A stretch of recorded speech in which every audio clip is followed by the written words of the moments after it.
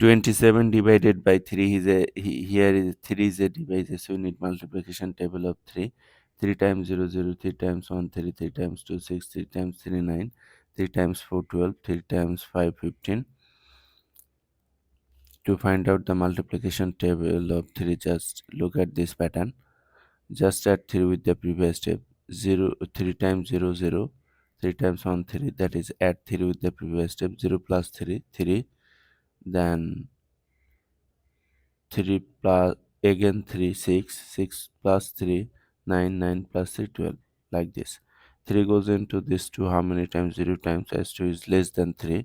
0 times 3 0, subtract 2, bring down this 7.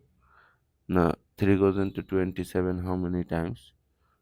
Look, 7 times 21, 8 times 24, just add 3.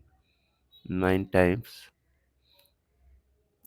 24 7, 25 6, 27, that is 3 goes into 27 9 times. Write 9, 9 times 3 27, stack 0. As our remainder is 0, so we are done. So 0 9 means 9 is our answer.